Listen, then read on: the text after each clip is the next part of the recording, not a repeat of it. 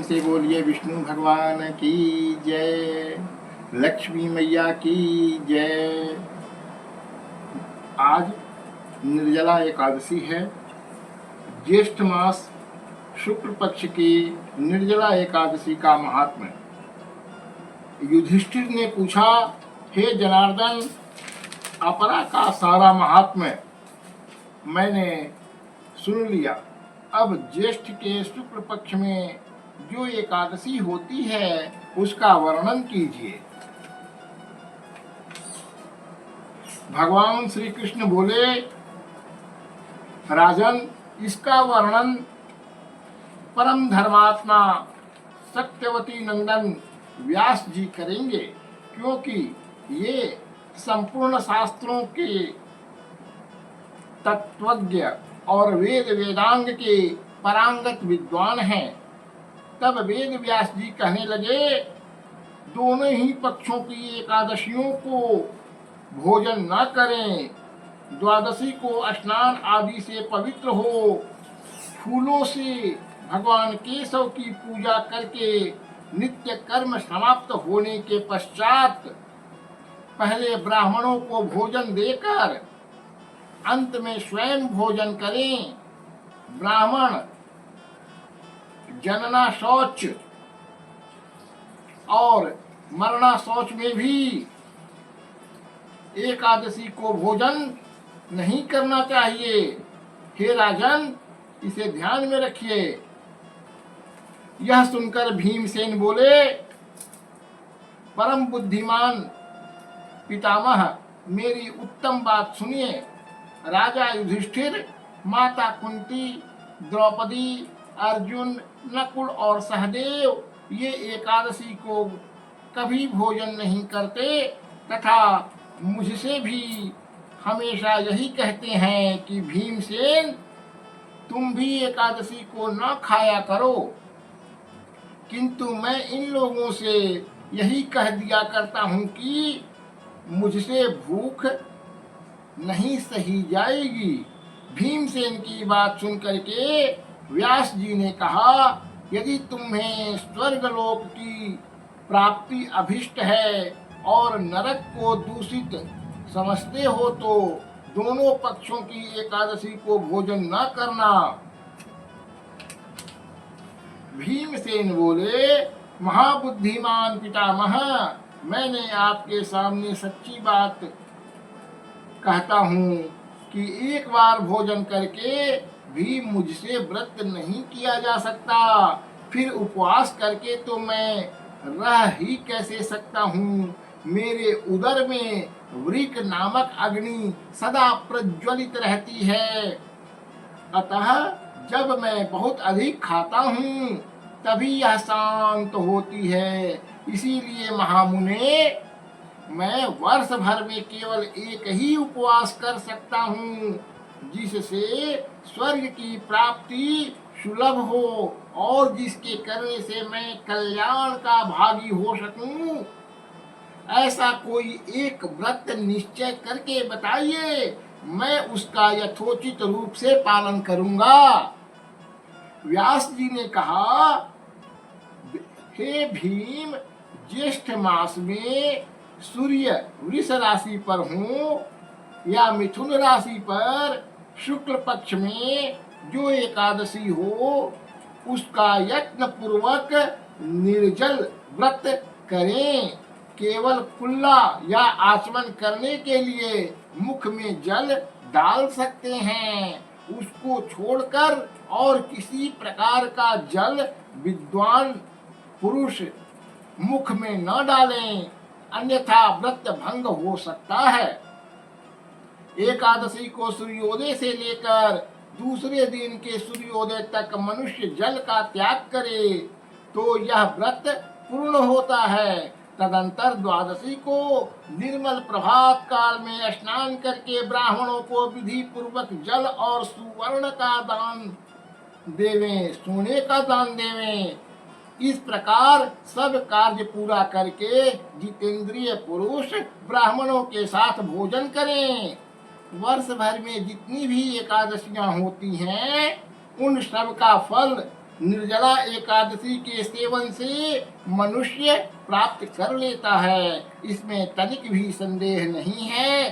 शंख चक्र गदा धारण करने वाले भगवान केशव ने मुझसे कहा था कि यदि मानव सबको छोड़कर एकमात्र मेरी शरण में आ जाए और एकादशी को निराहार रहे तो वह सभी पापों से छूट जाता है।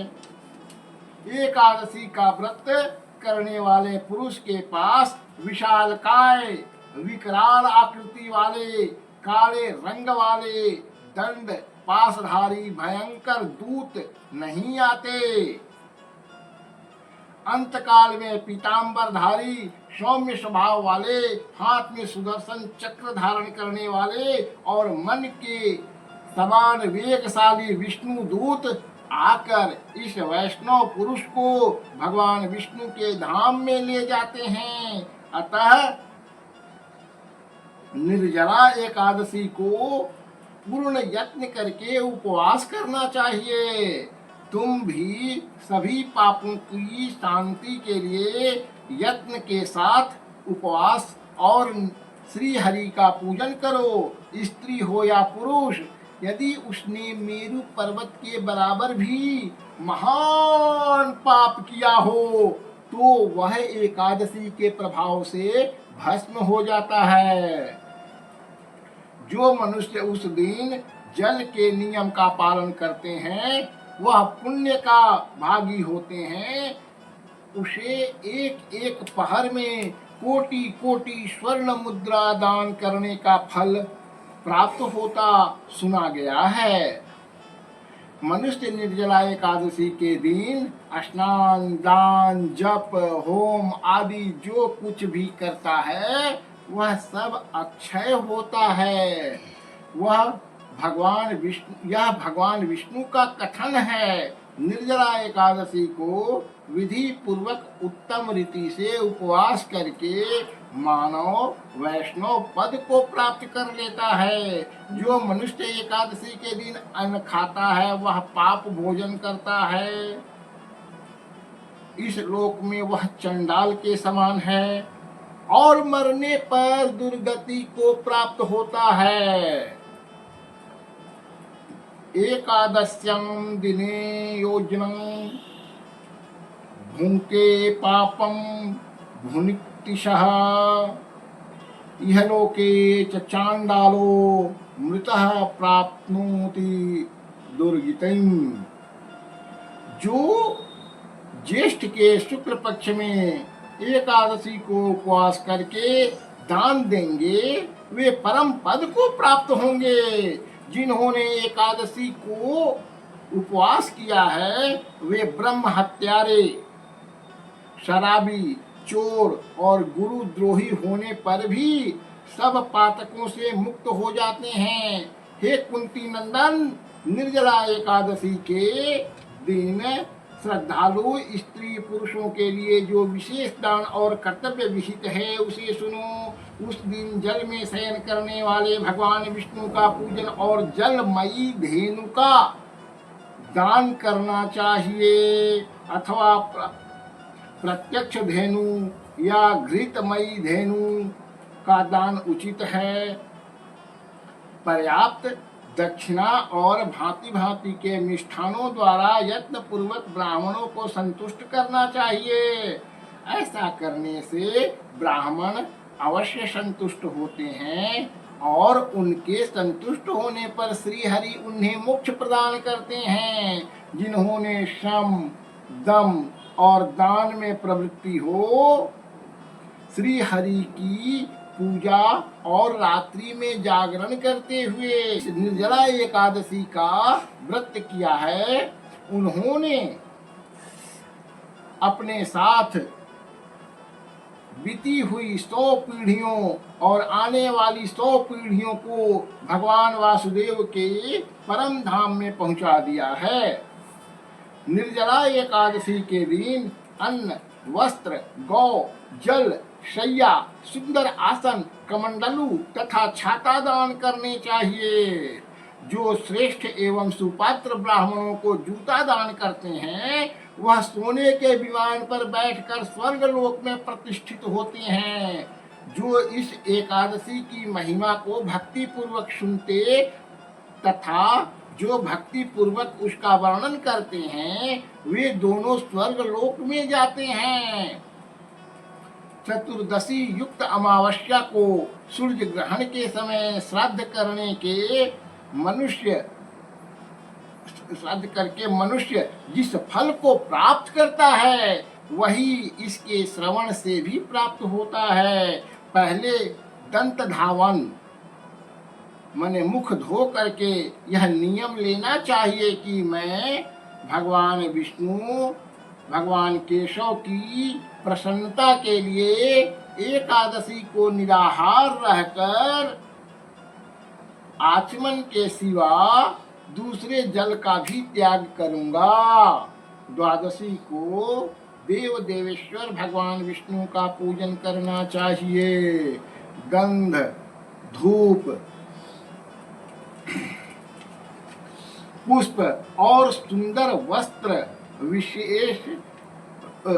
वस्त्र से विधि पूर्वक पूजा करके जल का घड़ा का संकल्प करते हुए निम्नांकित मंत्रों का उच्चारण करें। बोलिए।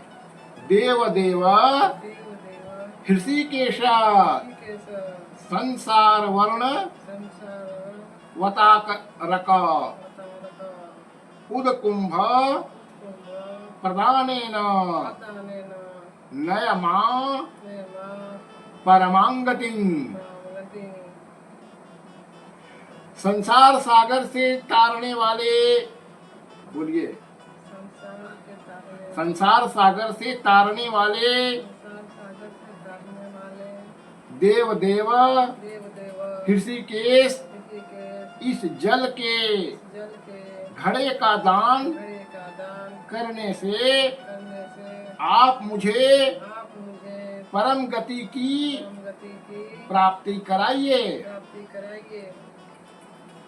भीमसेन ज्येष्ठ मास में शुक्ल पक्ष की जो शुभ एकादशी होती है उसका निर्जल व्रत करना चाहिए और उस दिन श्रेष्ठ ब्राह्मणों को शक्कर के साथ जल के घड़े का दान करना चाहिए। ऐसा करके मनुष्य भगवान विष्णु के समीप पहुंचकर आनंद का अनुभव करता है।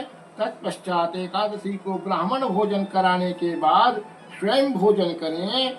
जो इस प्रकार तत्पश्चात द्वादशी को ब्राह्मण भोजन कराने के बाद स्वयं भोजन करें। जो इस प्रकार पूर्ण रूप से पाप नाशनी एकादशी का व्रत करता है वह सभी पापों से मुक्त हो अनामय पद को प्राप्त होता है। यह सुनकर भीमसेन भी इस शुभ एकादशी का व्रत आरंभ कर दिए। तब से यह लोक में पांडव द्वादशी के नाम से विख्यात हुई। प्रेम से बोलिए विष्णु भगवान की जय। श्रीमन्नारायण नारायण नारायण भजमन नारायण नारायण नारायण। प्रेम से बोलिए लक्ष्मी मैया की जय।